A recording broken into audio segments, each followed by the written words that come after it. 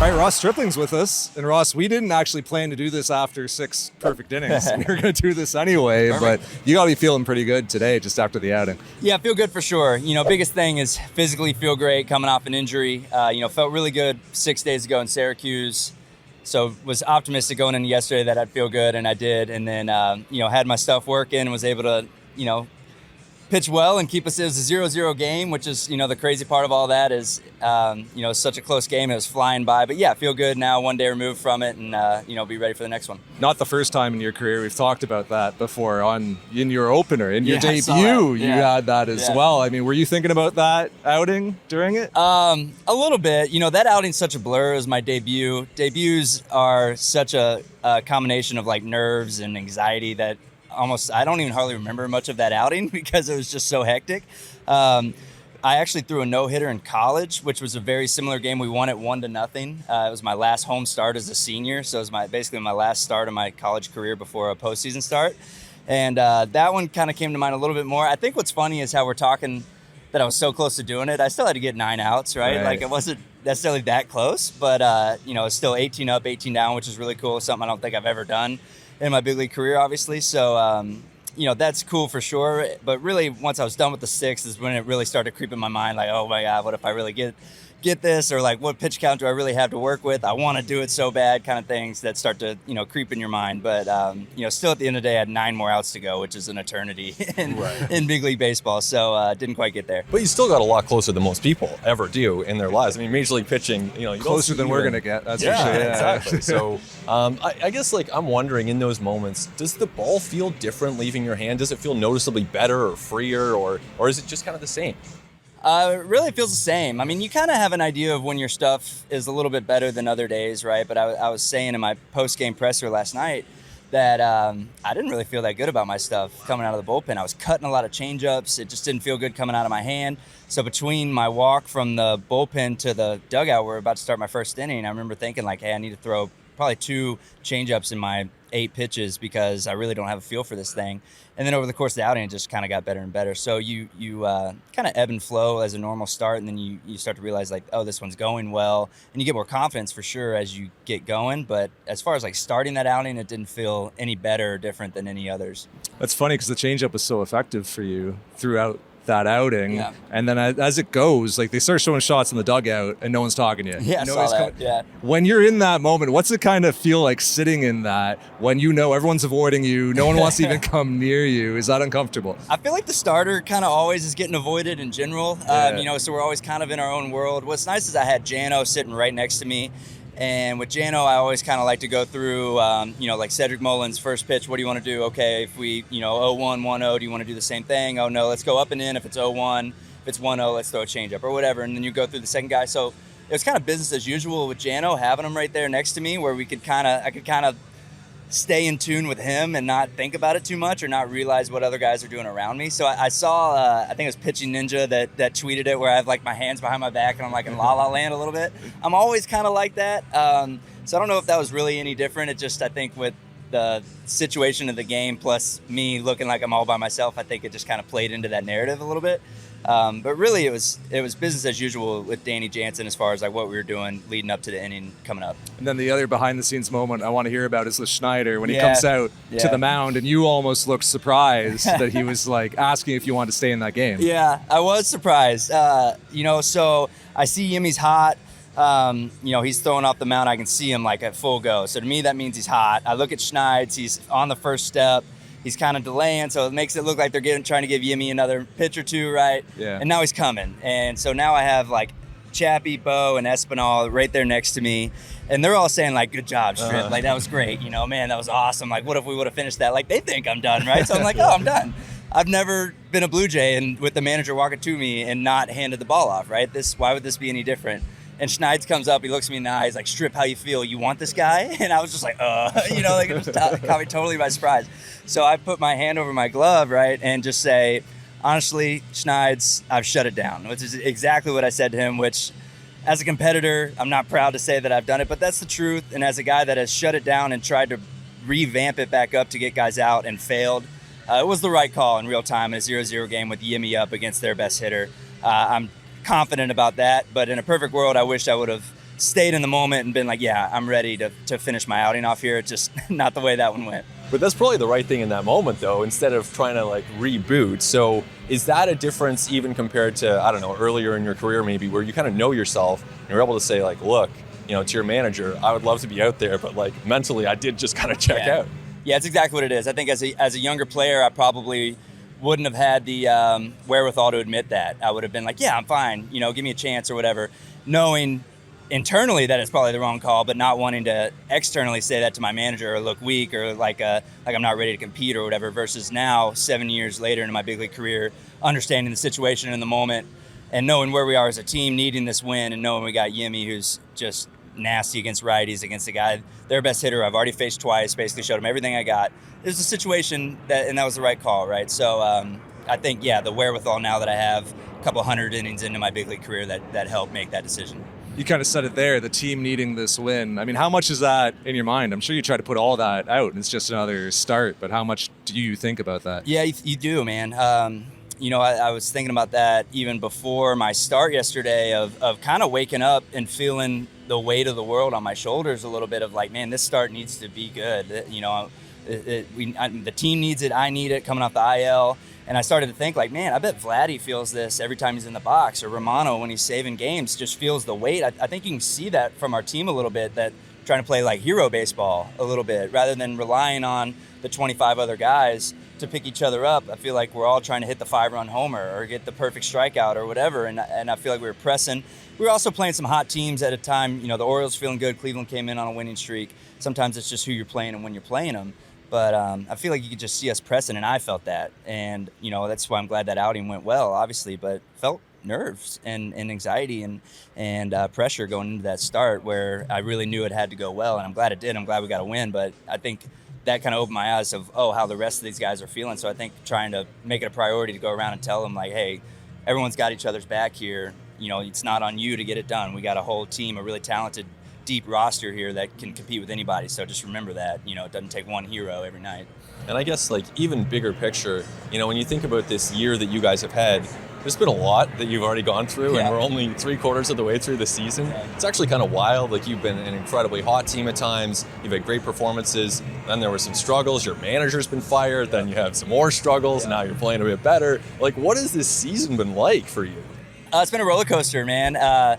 It really has. I feel like we've gone through just about everything, including, like you said, our manager got fired and we hired a new manager and we got hot then, right? We played a lot of teams that were beatable, kind of right coming off of Schneider's start to his tenure, and we took care of business. And then maybe that boost kind of wears off, right? And then we start kind of going back to maybe who we've been all year, which is a team that is streaky, and we've played, I think, like 10 or 11 games under 500 against teams with winning records. So, we sometimes struggle against good teams, obviously. So I think it's about, you've heard Schneider use the word urgency a lot, accountability, stuff like that. I think it's, we're no longer going to show up and out-talent teams. I think we've proven that. We need to put the work in and be prepared and show up ready to play like good baseball to win baseball games at this level. And, we know that, and we're, like I just touched on, probably pressing a little bit, but I think we know what it takes to win and what our roster needs to do and what everyone needs to do to prepare and be on the same page and all that goes into it, right? I'm not telling you guys anything new, but it's just been a roller coaster of a year, man. We just went through a tough stretch, and now we're hoping a good stretch is starting with this road trip back into a really winnable kind of stretch after this Yankees-Red Sox series, right? I feel like all teams are streaky, right? Yeah. Don't they all ebb and flow? But you've been on some good Dodgers teams. Like, does this feel streakier than normal? Or is this just kind of like a normal season? You guys you're coming out of this ebb right now and everything feels worse than it is. Yeah, great question. Man, I remember there was a Dodger team, I think it was 17. We had like a 20-something game lead in September, and we lost 11 in a row. And it was like the sky was falling, and we still had like a 15-game lead. We're no doubt going to have home field advantage in the postseason, but we lost 11 in a row. So even that team, which went on to lose in the World Series, as talented as any roster I've ever been on, was very streaky. So I do think that's part of it.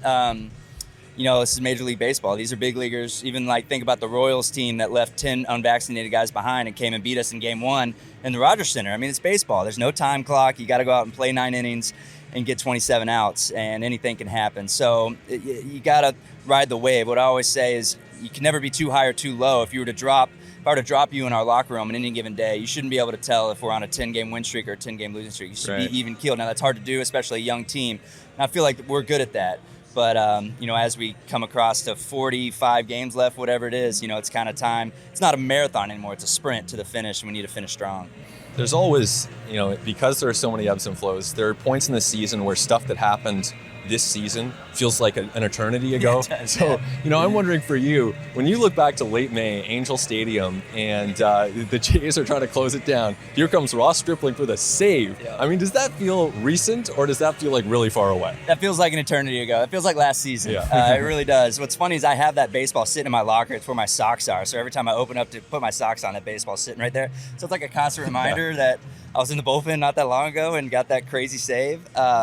But yeah, there's some things, we talk about that too, how like the days can go by fast, but the season go by slow, or sometimes it's the opposite. The days fly by and the season feels like it's been so long. It's just, that's how time works, right? Especially in a marathon of a big league season. So yeah, I know what you're talking about. It's wild. Yeah. Has this season gone the way you thought it would coming in? Like, just thinking about Ben talking about you getting a save. Yeah. And then, you were on the IL a little bit. You had a really consistent run in the rotation. Now you're looking at pushing towards the postseason. Like, did you expect this coming in? Well, yeah, sort of, right? Because it's kind of what I've always done. I knew when we signed Kikuchi, we had 5 starters, right? And 5 that were above me on the totem pole. So I knew going in it was going to be a battle for innings, and I was probably going to be in the bullpen, but I was adamant about being the first guy up when when an opportunity came available, which I was, and took advantage of it. And then Hunjin comes back after an injury. I go back to the bullpen. That's what I've done essentially my whole career, is the back and forth thing. So I expected that, but I've always said I think my arsenal fits as a starter, and I want to be a starter, and I want that opportunity.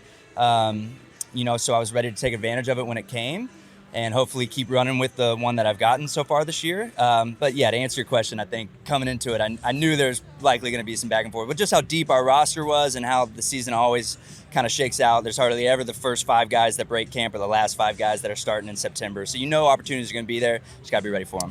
And that changeup that we were talking about earlier, I mean, to me, that's been the key to your season because it's been so effective, like so much more this year than in prior ones. Yep. I think about yesterday, you got Mateo with it on right at the end of the 3rd inning. Is that kind of the next step with that pitch? Because obviously it's effective against lefties, but if you can start throwing it more to righties, like where can that take you? Yep, that's been the priority all year. Even like at the end of last year when you talk to like Bushman and Pete, and even some of the analytical guys that I work with through my agency that send out like an end of the year report, and they all kind of said like, hey, up the changeup usage. So it was something I worked on all off season, having guys standing in bullpens, right-handed, all this stuff that you're working on, and then it's come to fruition, right? I've been able to use it a lot more to righties, and I think can even bump it up even more, without giving away too many of my secrets here. I do think that is something that I can keep working on. Even guys that hit right on right changeups well, a Trevor Story, a Mountcastle, these guys hit changeups well from the right side.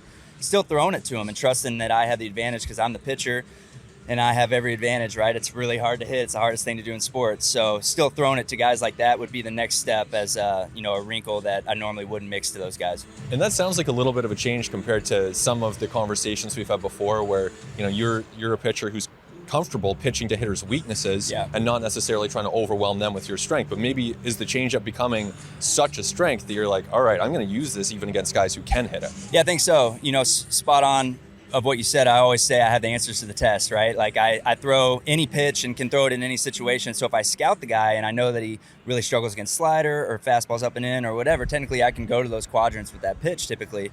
Versus now what you're touching on is, this guy hits changeup well, but I feel really good with my changeup to anybody. I should be able to mix it in. So, definitely. I think that, kind of touching on what he just said, that is the next step is really mixing it into guys that actually hit the pitch well, but knowing that I have the advantage, kind of what I just said, Having never thrown a changeup on a big league mound, like why can, in your bullpen, it not feel good? Yeah. You go to the mound, you got like 6 swings and misses with it, but you also threw some that you bounced, I'm sure you weren't happy with, and you get a righty with it. Like why can it fluctuate so dramatically, the effectiveness of it? I think changeup specifically is I would call it the most fleeting pitch. It's a weird grip, right? It's a very unnatural grip. There's a reason there's 500 grips for it. Everyone throws, how Gausman throws his splitter is different than my changeup, it's different than Barrios' changeup.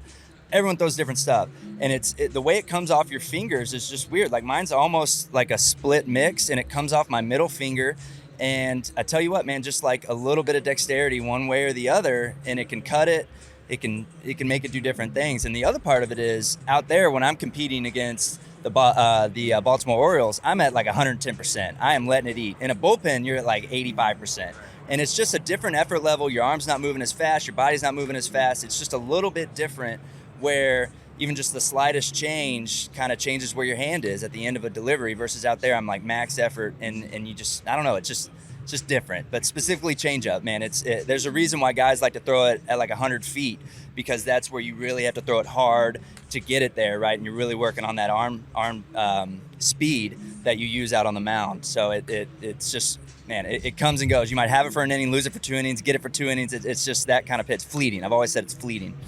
And I guess like going from the granular to a bit bigger picture, Arden and I get asked all the time, what are the expectations for this team? And we make something up, but you're in that room, you are in the starting rotation. So what do you think at this point? I mean, you guys have shown such great flashes and had some struggles at times. So what are the expectations? They're still as high as ever, man. They're a ring.